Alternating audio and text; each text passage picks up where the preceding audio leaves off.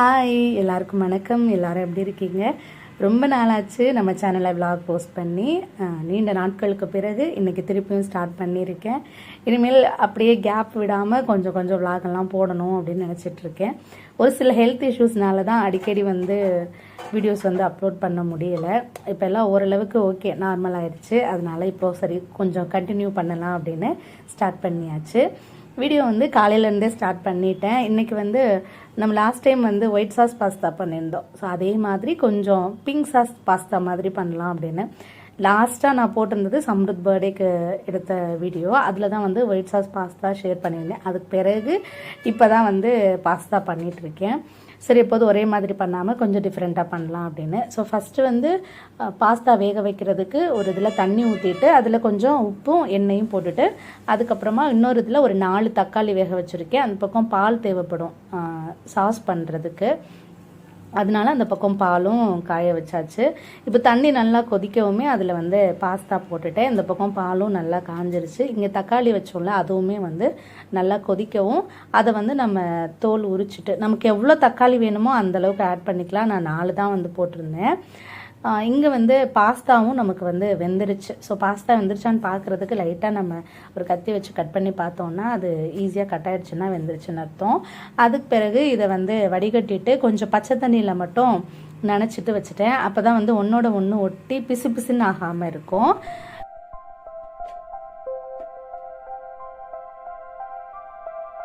ஸ்நாக்ஸுக்கு சுண்டல் சாலடு தான் பண்ண போகிறேன்.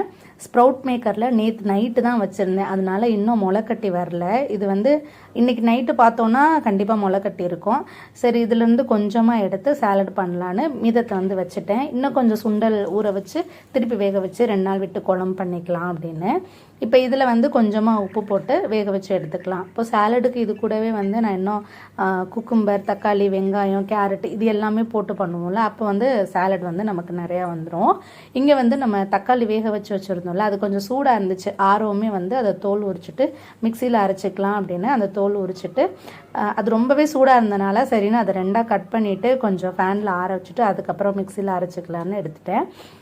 நான் இன்னும் கொஞ்சம் கலர் வரணும் அப்படின்னா இன்னும் கொஞ்சம் தக்காளி போட்டிருந்துருக்கணும். நான் 4 தக்காளி தான் போட்டிருந்தேன். அதனால் லைட் பிங்கிஷாக தான் இருந்துச்சு கலர் பார்க்குறதுக்கு. அதுக்கப்புறம் இதுக்கு இஞ்சி, பூண்டு, வெங்காயம், கேரட், அப்புறமா கேப்சிகம் இதுதான் எடுத்திருக்கேன். இது கூட வேணும்னா நம்ம ஸ்வீட் கார்ன்லாம் சேர்த்துக்கலாம்.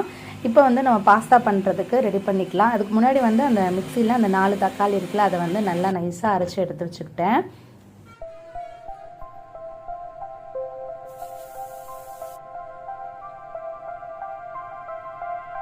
ஃபஸ்ட்டு பாஸ்தாவுக்கு சாஸ் ரெடி பண்ணிக்கலாம். அதுக்கு பட்டர் கொஞ்சம் போட்டுட்டு அதில் ஒரு 2 ஸ்பூன் அளவுக்கு மைதா போட்டுக்கிட்டேன். மைதாக்கு பதிலாக கோதுமையும் போட்டுக்கலாம்.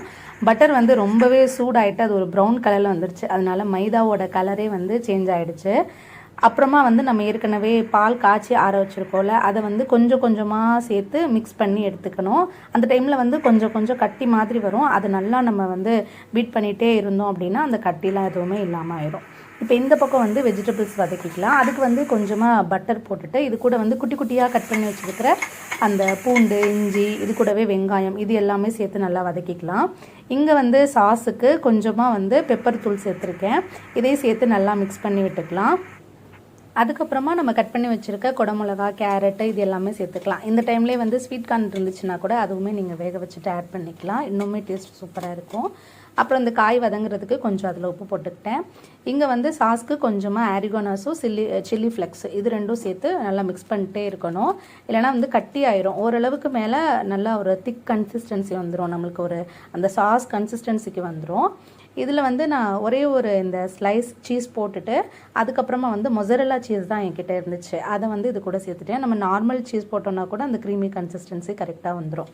அப்புறம் இந்த பக்கம் கொஞ்சமாக சாஸ் டொமேட்டோ சாஸ் போட்டுட்டு அதுக்கப்புறம் நம்ம வேக வச்சு வச்சுருக்க பாஸ்தா ஆட் பண்ணிவிட்டு அதுக்கப்புறமா நம்ம வேக வச்சு அரைச்சி வச்சுருக்க தக்காளியும் ஆட் பண்ணிக்கலாம். இது கூட இன்னும் கொஞ்சம் சில்லி ஃப்ளெக்ஸு, ஆரிகனோஸு, பெப்பரு இது எல்லாமே இது கூட நம்ம சேர்த்துக்கலாம். அப்போ அந்த அந்த ஹோட்டலில் கொடுக்குற அந்த பாஸ்தாவோட டேஸ்ட் இருக்குல்ல, ஸோ அந்த ஸ்மெல் நல்லா சூப்பராக வரும்.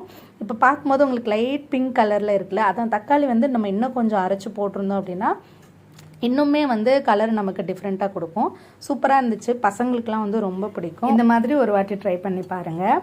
அதுக்கப்புறம் இங்கே சுண்டலுக்குமே வந்து வேக வச்ச சுண்டல் எடுத்துகிட்டு இதில் வந்து வெள்ளரிக்காய், அப்புறமா கேரட், தக்காளி, வெங்காயம் இது எல்லாமே சேர்த்துக்கிட்டு கொஞ்சம் போல் உப்பு ஆட் பண்ணியிருக்கேன். இது கூடவே வந்து கொஞ்சமாக மிளகுத்தூள், அப்புறமா வந்து ஜீரகத்தூள், இது கூட சாட் மசாலா இருந்துச்சுன்னா அது கூட ஒரு ஸ்பூன் சேர்த்துக்கலாம். நான் சேர்க்கலை இன்னைக்கு. அப்புறம் இதில் வந்து ஒரு பாதி எலுமிச்சம்பழம் இது மட்டும் நல்லா புழிஞ்சு விட்டு நல்லா மிக்ஸ் பண்ணி எடுத்துட்டோம் அப்படின்னா சூப்பரான சாலட் ரெடி. இந்த பசங்களுக்கு வந்து நம்ம வந்து பார்த்து இந்த ரைஸ் ஐட்டம்லாம் செஞ்சு கொடுப்போம். அதெல்லாமே வந்து பாக்ஸ்லேருந்து கொஞ்சமாவது மிச்சம் வந்துடும். ஆனால் இந்த மாதிரி நூடுல்ஸு, ஃப்ரைட் ரைஸு, அப்புறமா வந்து பாஸ்தா, சப்பாத்தி, ரோலு இதெல்லாம் வச்சு விட்டோம் அப்படின்னா இதெல்லாம் வந்து ஓரளவுக்கு காலி ஆகிட்டு வந்துடும். இந்த பாஸ்தாலாம் எப்படின்னா காலையில் சாப்பிடுவாங்க, மத்தியானம் சாப்பிடுவாங்க, திருப்பி ஸ்கூல் விட்டு வந்து ஈவினிங்கும் இருக்கான்னு வேற கேட்பாங்க. பட் ரைஸ் ஐட்டம்ஸ்க்கு வந்து அந்த அளவுக்கு இம்பார்ட்டன்ஸ் கொடுக்கறது இல்லை. ஸோ அதனால தான் இந்த மாதிரி ஒன்று கொடுத்து விடும்போது இப்படி சாலடு இந்த மாதிரி வேறு ஒன்று ஹெல்த்தியாக நம்ம கொடுத்து விடணுமா இருக்குது. அதுக்கப்புறம் பசங்களுக்குமே வந்து லஞ்ச் பாக்ஸில் எல்லாம் கட்டி வச்சு அவங்களுமே வந்து பேக் பண்ணி ரெடி பண்ணியாச்சு. ஸோ நான் இங்கே ரெடி பண்ணுற டைமில் பசங்களுமே வந்து கிளம்பிட்டாங்க. அவங்களையும் கிளப்பி விட்டுட்டேன் ஸ்கூலுக்கு.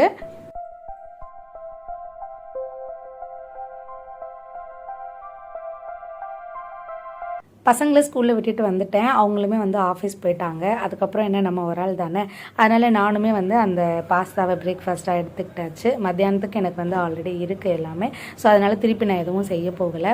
அதுக்கப்புறம் வீட்டில் இருக்கிற அந்த சின்ன சின்ன குட்டி குட்டி வேலைகள் எல்லாமே செஞ்சுட்டு அப்புறம் ஸ்கூலுக்கு போகும்போது வாஷிங் மிஷினில் துணியெல்லாம் போட்டுவிட்டு போயிருந்தேன். ஸோ அதெல்லாமே எடுத்து கொஞ்சம் காய வச்சுட்டு சாலட் வந்து இருந்துச்சுல்ல, ஸோ எனக்குள்ள சாலடை நான் எடுத்துகிட்டு வந்துட்டேன். கொஞ்சம் நேரம் மாடியில் உட்காந்து அந்த சாலடையுமே சாப்பிட்டு முடிச்சுட்டு இப்போல்லாம் வந்து வீக்லி ஒன்ஸ் வந்து ஒரு ப்ளவுஸாவது தைக்கலாம் அப்படிங்கிற ஒரு ஐடியாவில் இப்போ வாரத்துக்கு ஒரு ப்ளவுஸ் வந்து தைச்சிட்ருக்கேன். ஸோ இதெல்லாம் வந்து 2 வருஷம் ஆச்சு இந்த சாரீலாம் வாங்கி. அப்படியே இருக்குது. சரி இப்போ எதுவும் ஃபங்க்ஷன் இல்லையே அப்படின்னே எல்லாமே வச்சாச்சு. சரி ஒரு வேளை ஹாலிடேஸ்க்கு ஊருக்கு போகணும் அப்படின்னா அங்கே வந்து தேவைப்படும் ஃபங்க்ஷன் ஏதாவது இருந்துச்சுன்னா அப்படின்னு ஸோ ப்ளவுஸ் வந்து தைக்கலாம் அப்படின்னு ஸ்டார்ட் பண்ணேன். நான் வந்து இங்கே ஒரு 1.5 மாதம்தான் வந்து இந்த ஸ்டிச்சிங் கிளாஸ் போனேன். அதுக்கப்புறம் பசங்களோட காது குத்து டைமாக இருக்கவும் அதுக்கு மேலே நான் என்னால் கண்டினியூ பண்ண முடியலை. அதனால் பேசிக் மட்டும் ப்ளவுஸ் வந்து நம்ம எப்படி மெஷர்மெண்ட் எடுத்து கட் பண்ணுறது அது மட்டும்தான் கற்றுக்கினேன். மித்தது எல்லாமே இப்போ நிறைய பேர் வந்து யூடியூப்பில் நிறைய சொல்லித்தர்றாங்கல்ல, ஸோ அதை பார்த்து தான் நான் வந்து தைக்கிறதுக்கே ஸ்டார்ட் பண்ணேன்.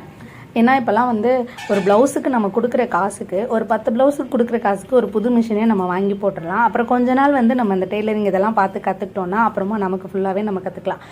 இன்னொரு விஷயம் என்னென்னா, பொம்பளை பிள்ளைங்க யார் யார் வீட்டில் இருக்காங்களோ அவங்க எல்லோரும் கண்டிப்பாக ஒரு டெய்லரிங் மிஷின் வச்சுக்கிறது என்னை பொறுத்த வரைக்கும் நல்லதுன்னு நினைக்கிறேன். இப்போ ஏதோ ஒரு ட்ரெஸ் வாங்கினோன்னா கூட அதை வந்து நம்ம ஸ்டிச் பண்ணுறதுக்கு அதுக்குன்னு சும்மா வெளியில் கொடுத்து அதுக்கு வேறு அவங்க ஹை சார்ஜ் பண்ணி இதுக்கு நம்ம வீட்டிலே பண்ணிக்கலாம். தெரிஞ்ச தையலோ தெரியாத தையலோ தப்பாக பண்ணி போட்டு பார்த்து நம்ம வந்து கற்றுக்கலாம். அதுக்கப்புறம் நான் வந்து இப்போ லைனிங்கில் வந்து என்னோடய ப்ளவுஸ் அளவு வச்சு எல்லாமே கட் பண்ணி எடுத்துக்கிட்டேன். இந்த சாரீ ப்ளவுஸ் வந்து நல்லாவே நீளமாக இருந்துச்சு. சில சாரியில் கொடுக்குற ப்ளவுஸ் வந்து நம்ம ஒட்டு போட்டு தைக்கிற மாதிரி இருக்கும். பட் இது வந்து நல்லாவே நீளமாக இருந்துச்சு. அதனால் எங்கேயுமே நான் வந்து அந்த ஒட்டு போடுறதுக்கான இது வந்து இல்லை.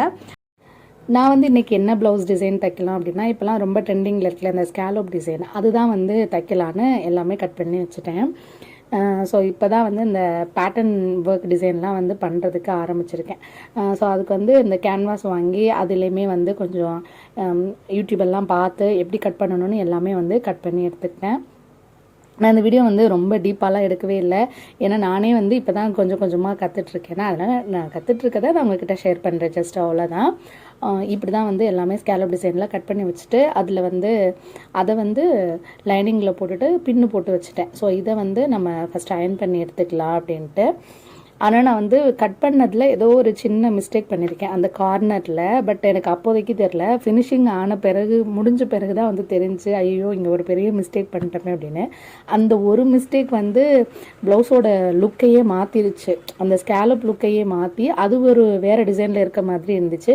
பட் அது கூட நல்லா தான் இருந்துச்சு, பரவாயில்ல. ப்ளவுஸ் வந்து வீணாகாமல் ஏதோ ஒரு டிசைனில் நல்லா இருந்துச்சு. தைக்கிறது வந்து இந்த ஸ்கேலப் கிட்ட தைக்கிறது மட்டும்தான் கொஞ்சம் கஷ்டமாக இருந்துச்சு. எனக்கு ஆல்ரெடி கொஞ்சம் தைச்சி ப்ராக்டிஸ் இருக்குது அப்படின்றதுனால மெதுவாக தைச்சி திருப்பி எடுத்துட்டேன். ஸோ அந்த கர்வ் எல்லாமே நல்லா வந்துட்டு இருந்துச்சு. ஸோ இதை வந்து நல்லா இப்படி திருப்பிட்டு இதை ஒரு தடவை நம்ம அயர்ன் பண்ணி எடுத்துக்கிட்டோம் அப்படின்னா அந்த டிசைன் வந்து நமக்கு அழகாக வரும்.